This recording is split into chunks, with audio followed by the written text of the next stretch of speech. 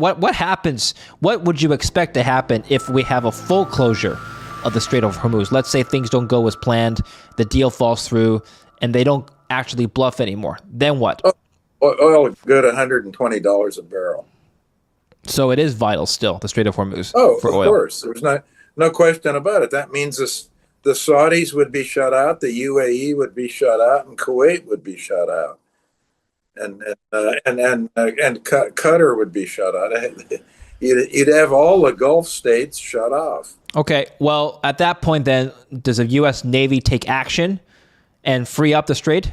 Well, now we're getting into the scenario room, Okay. and I suppose they would try to. Whether they would be able to do it or not, we don't know. We don't know exactly how they would shut it. I mean, if they sink a bunch of tankers in that little strait, it's going to take a while to clean it up. Let's just help us understand both sides. What does the U.S. want, and what does Iran want out of this deal? Well, it isn't what the U.S. wants. It's what Israel dictates what the U.S. says. So okay.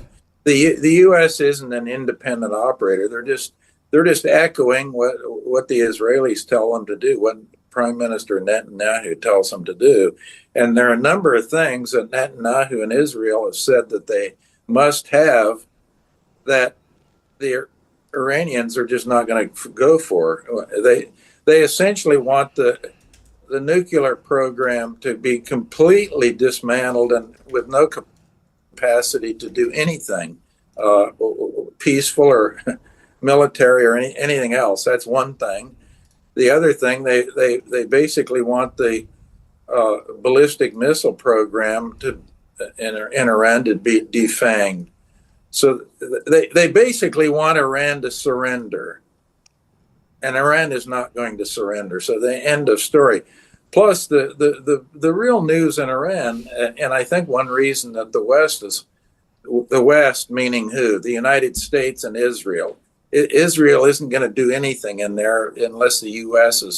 is either flying cover or doing the heavy lifting.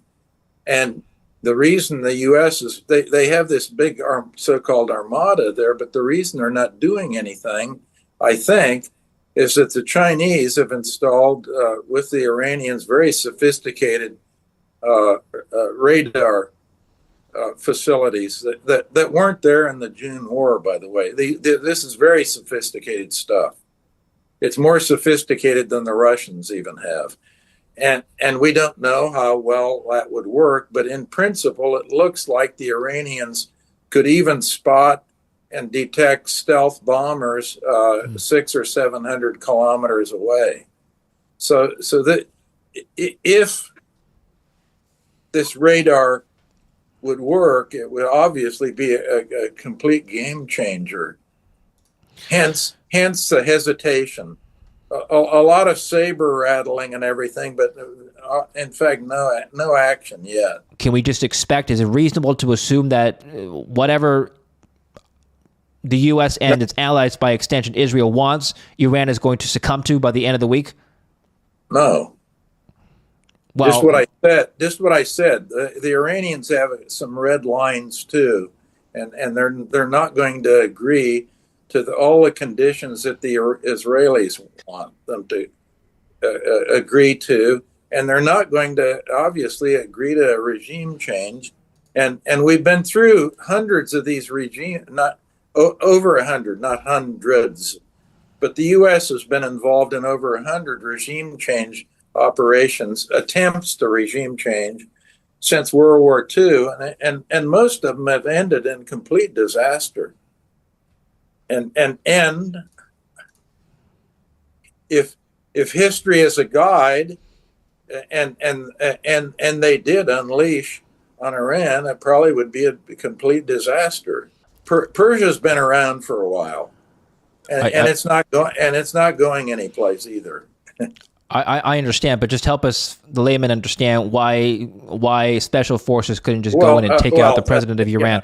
Number one, that was clearly an inside job, the Maduro thing. Okay. There was almost no gunfire or anything else, and obviously somebody ratted on Madeira. We don't know Sure. who.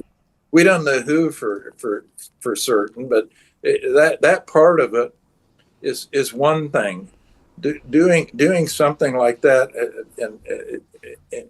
in a well armed, well disciplined military operation in Iran would be another story. Look at what happened in June.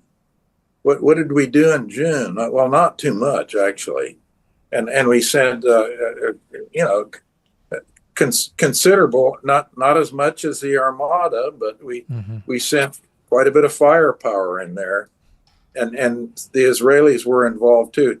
You have to keep in mind what we know what the Armada is, but you have to keep in mind what the counterattack is going to be, and how effective is the Armada going to be.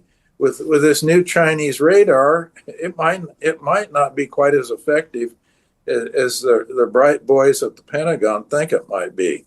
And in fact, I think the bright boys are actually advising Trump to keep his powder dry. آنچه در مورد ما میگویند